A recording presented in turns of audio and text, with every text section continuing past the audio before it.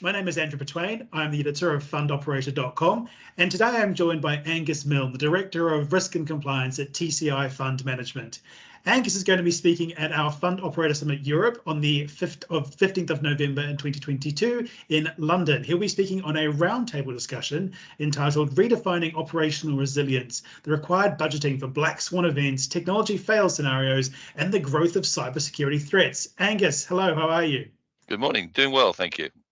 Great to have you here. So I'm just going to dive straight into the questions that they're going to be really interesting to hear the answers to. So my first question is, how is operational resilience changing for fund operators? And do we need to refine the term a little bit in the modern scenario? Yes, I think with the passing of the years and everything, the new things that happened, which have been quite a few of them in the last 2 or 3 years, that redefines it. So I think it's experience that defines it and refines it, rather than trying to plan for what you might think might happen. It's just you have to just take account of what has happened and try and pick up pieces and learn from those. It's really interesting. Yeah, they're sort of building on previous experience. So that leads me on to my sort of second questions, which what are some of the major emerging risks that firms should be considering? This, everything from the black swan events to technology fail scenarios and the growth of cybersecurity threats, which I think is going to be obviously a major concern for people at the moment with the current circumstances we're in. So what are you seeing here, and what would you advise?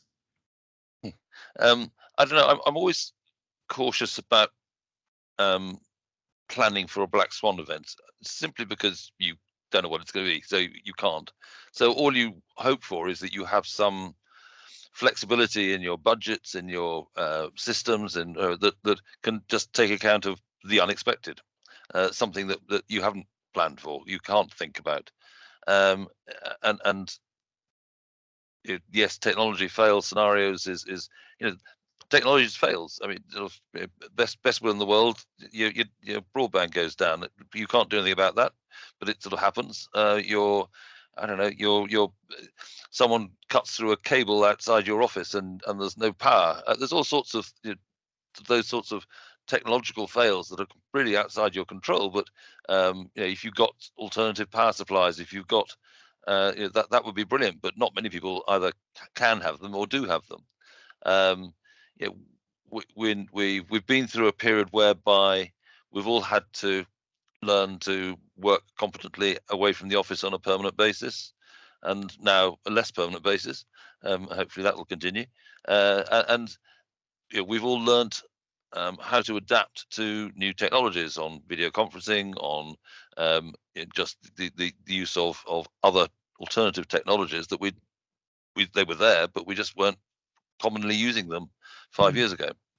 Cybersecurity. It's interesting because I was being shown some stats just earlier this week that was suggesting that ransomware was beginning to fade away because of a combination of firms have done more, or companies generally have done more to protect themselves from ransomware, or were being able to resolve it more quickly if it did happen, and it was therefore going out of fashion. The question I then asked is what's replacing it, but I didn't get an answer on that one.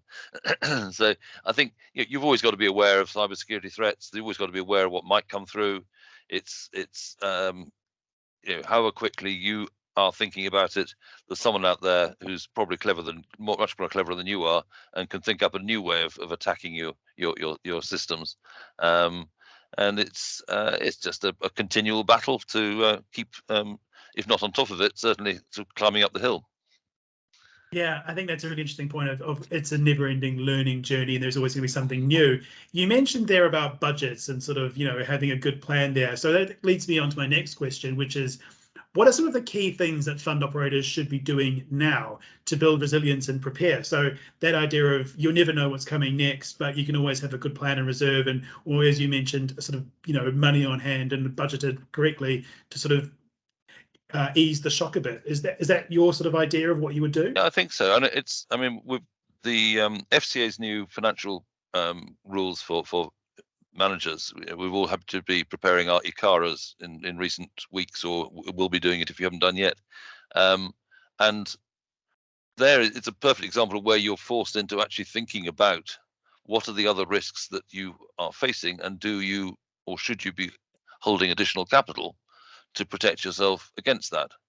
And you then look at, well, what insurance have you got? What other sort of mitigating factors have you got that you think you can protect yourself against just holding another bunch of capital that is sitting there, perhaps not earning as much as it should do because you're keeping it liquid. And but yes, I mean it is eventually coming down just to a process of saying, well, just in case, perhaps I should be putting another lump of money there. Okay, so we've got those ideas of looking at all the different sectors to make sure that you're planning ahead. So let's look a little bit to the immediate past that we just went through. So what are the key lessons that we should have learned from the pandemic when it comes to dealing with the unexpected? What were you mentioned there about working from the office, having that good technology, having your broadband, anything else that you learned that you think would be an interesting idea for people to embrace that maybe they haven't so much? Ooh, that's a challenge.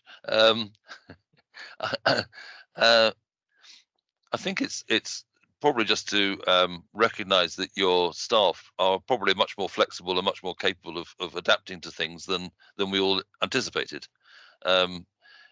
We were not trying to suggest we foresaw it, but we'd come to a conclusion as a company before the lockdown occurred, like 2 years before, that for our disaster recovery business continuity stuff, we no longer needed off-sites because people wouldn't use them.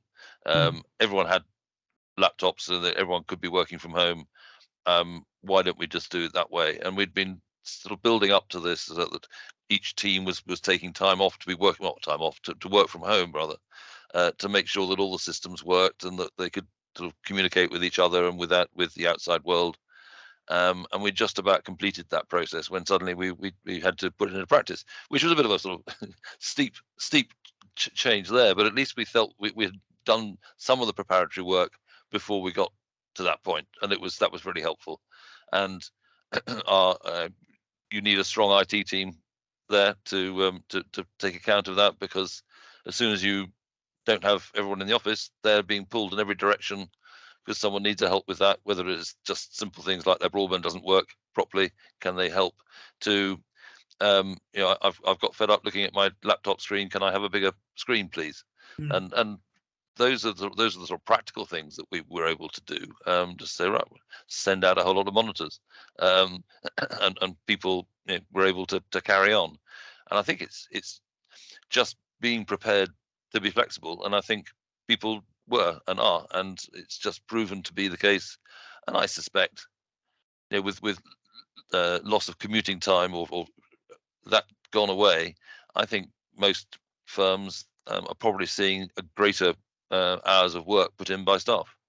So that they're providing you look after them, they'll look after the company, they'll look after the business, and that's it. It's been a very positive experience that we should not forget, and we should be mindful of that when we're thinking about how to build the company in the future. Well, actually, maybe everybody can help that. Yeah, I think it's a really interesting idea about trusting your employees. I hear a lot of different viewpoints on that. So those are the end of my questions. I'd like to thank Angus for his time today. And if you've been interested in what Angus was saying about operational resilience and what we can learn from the pandemic and what we need to know going forward, as I mentioned, he will be speaking at our Fund Operator Summit Europe conference in London on the 15th of November. So please go to clearpathanalysis.com for more information there. And I'd like to thank Angus for his time today. And I look forward to seeing you at the conference, Angus. It'll be a pleasure. Look forward to it.